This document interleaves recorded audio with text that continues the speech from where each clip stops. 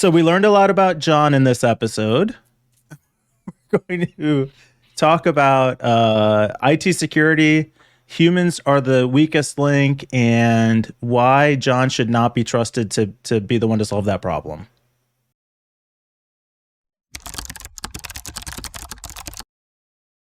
So this episode should be one that John is all about. I mean, IT security, humans being the weakest link. Like, this is all for you. Did you read it? Yeah.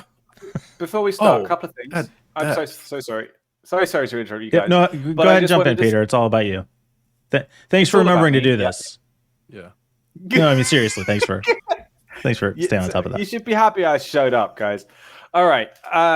Do want to say thank you to all our subscribers. Please do subscribe if you're not subscribed already. It really means a lot to us, and we really appreciate every like and every subscribe. The second thing was I need to do a little what do they call it? Disclaimer, conflict of interest disclosure at the beginning. It's not conflict, but it's this. So I suggested this story. I have a little bit of an adjacent interest because it's from one of the chairs of a special interest group at First, and that's how I found out about the article. So it's sort of promoting their SIG. And you are associated with First. And I'm associated with First. Yes, I'm a co-chair of a different SIG. So yeah. Okay. Just wanted to, Can we do the show now? Fine. All right. Get on with it. Jesus. Should I start over? Did anybody remember where we started? Yeah, I remember. Go on. Okay, so I just know what this article is about. And to sum it all up, it's about the weakest link in cybersecurity. People. Humans. People. Yes. You watching. You are the weakest link. Us. My well, not an Apex server. What was the video server that the guy had from the gaming company? Plex server. Plex server, yes. That's the weakest link. That's a perfect example, right? And this is a senior DevOps engineer.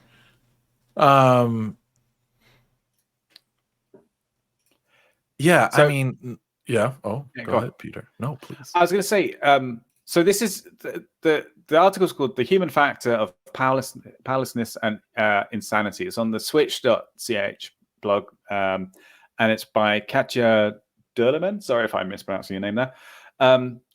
The interesting part about it to me was that at the end of the article, she says that what needs to happen, we all agree that humans are the weak link in security. And it often ends up that people are saying, oh, yeah, okay, it's humans. We've got to solve that problem. And then not really doing much about it. So what really needs to happen is that we start introducing people from different disciplines. So like sociology and psychology and the linguistics and, the different areas, academic areas. And that's where change can really happen. Like security people aren't good at solving the human factor, basically. Yeah. And it's a really well-written article. She makes a good argument. And we've all been there, right? We go to conferences and talk about, oh, watch out for your Wi-Fi security and watch out for your password security and your network security and take care of lock down your domains and do this, this, and this. But then at the end, we all just say, oh, but also your people are your weakest link. So be careful of that too. But we don't know what to do with that. So we have some ideas of what to do with it. But we have tech ideas of what to do with it, which nobody else cares about. Well, yes and no. So in IT security, it is obviously super well known that your employees, your users, are your biggest threat without them knowing. Which is true. And it is true. I think I heard a statistic that 1 of every 2 compromises originates through a phishing attack of some sort, be it phishing or vishing or whatever. And it generally, a scenario that could occur that would be like terrible is IT getting phished, IT getting compromised, or someone with, elevated privileges getting compromised. Impossible. And our best defense in that space is 2 things. Really terrible email filtering and user filtering, right? So, and there's products for this, which is it's very disruptive. That's the word I was looking for. It's a very disruptive tool. A lot of things are, a lot of emails get false positived, and that sucks, but it's part of it. And then number 2 is user awareness. User training is the single most important defense against the human factor. Because as people, and for some reason, as UI designs, we have been trained to click links. And we've been trained to trust names at face value. So if I say I'm the CEO of fuck so and so, that's who I am now to you, right? You don't look at the email address, you just look at the name, and you look at the pretty signature that arrived. And you see a link that is asked of you to click it. So I click the link. I don't hover the link, right? None of this is drilled into us, which is crazy. Yeah. So this is one of the points of the article. They talk about. I'm sorry. Katja talks about this and says that that's often the proposed solution, and it might be the case that people do need training. But the problem is, how do you design training that gets people to actually engage and be interested in the subject? Because that's how people remember things. That's how people learn. And so the training that's created by security professionals isn't the best, because they're security professionals and not educational. Not the content, the actual course design. Yeah. So there's a where does he say? This keeps them on familiar terrain, but will it bring about lasting change in behavior? No chance. This cannot be achieved through e-learning alone, and not even with gamification. Taking the human factor into account means getting people interested in the topic of security and demonstrating its relevance, equipping and training users with relevant knowledge and skills in a manner appropriate to the target group, and enabling the desired safe behavior through adapted processes and supporting tools. So a degree in computer science does not provide the necessary skills and abilities for these 3 areas. The next section is delegate, collaborate, hand over, which I wanted to be stop, collaborate, and listen. But anyway, and she says that members of the security community can no longer afford to just stay amongst themselves. They must be open to dialogue and collaboration with other specialist areas. So it's people in psychology, sociology, and usability and communication.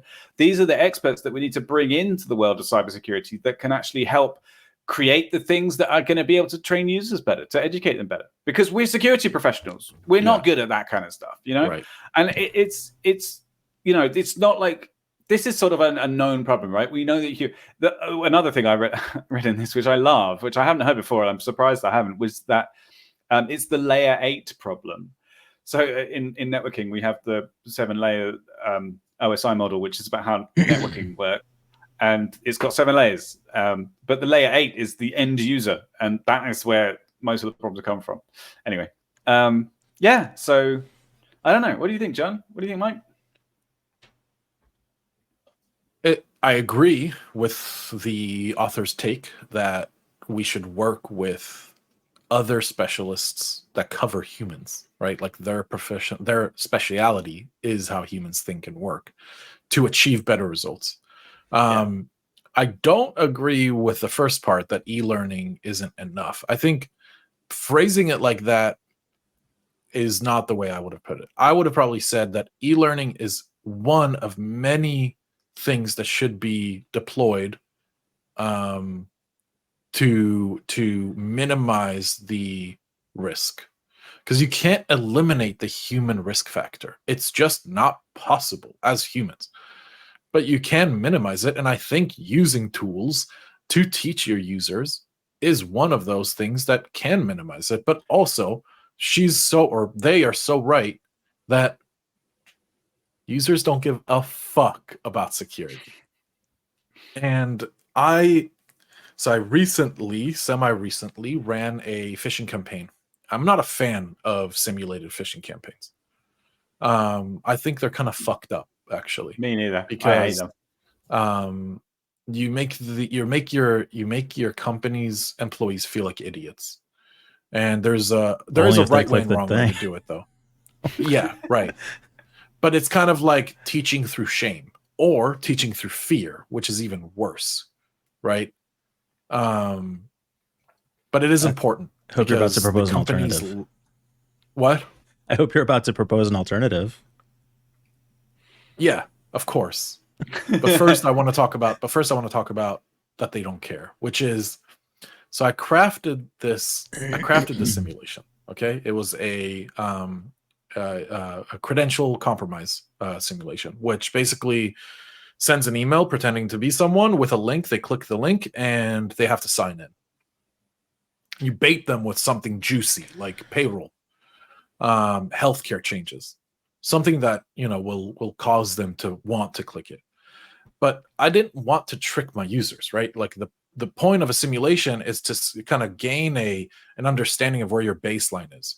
So I used the single sketchiest looking basic HTML and CSS site for the credentials. Okay, I mean, this thing was horrendous looking. Mhm. And how many people fell for it? I think 2% of the user base is all I can really say. It only takes one. Beyond that, I can't take 2%. Think about the scale of, as a company grows, what 2% represents. At 100 users, that's only 2 people.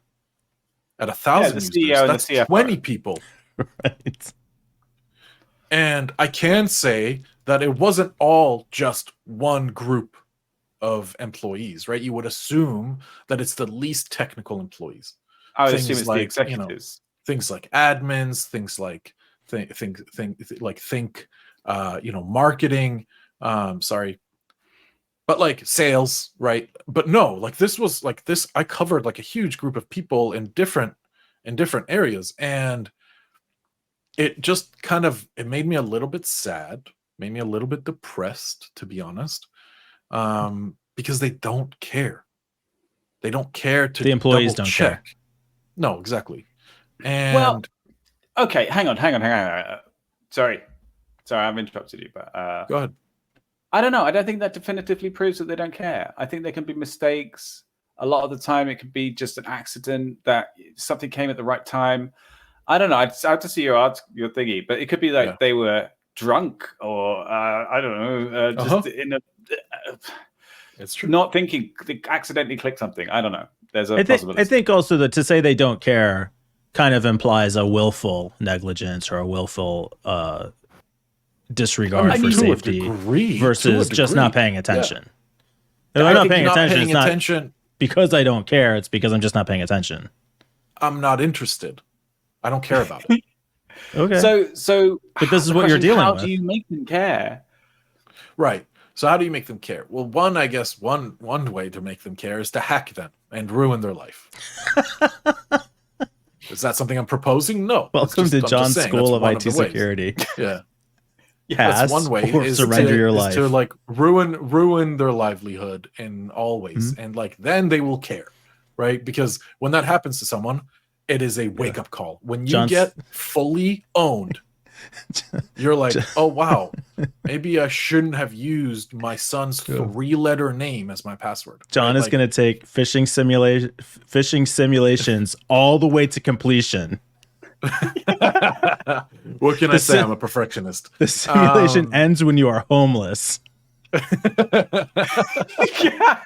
Jesus. If you fail, you entire die. Company. No, obviously, I'm not suggesting you hack your users, but that's one way to be effective is to show them the results. And you don't think they'd learn the right lesson. I kind of got an idea here. Like, what if you, instead of doing a phish simulation, you do a breach simulation with a company, right? Yeah, it's these to like scare them straight. It's done.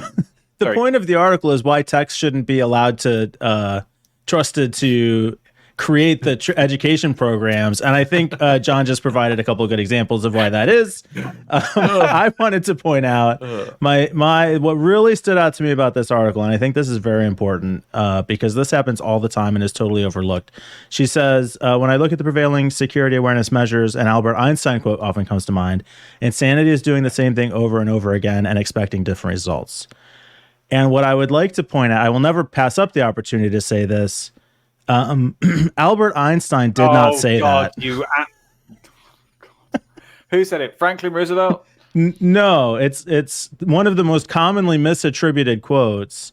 And as best we can tell, it goes back to a Rita Mae Brown book in 1983.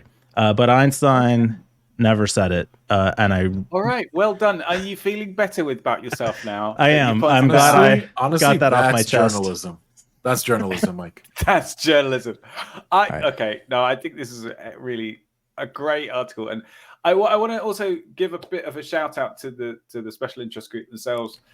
If you want to know more, Google. There needs to be an easy way to get to this. Google Human Factor First Special Interest Group. I don't know, something like that. I'll put a link in the description below to that might be helpful. Yeah, it's a group of security people. The SIGs that they have are like just special interest groups, and they're open to outside members. So take a look.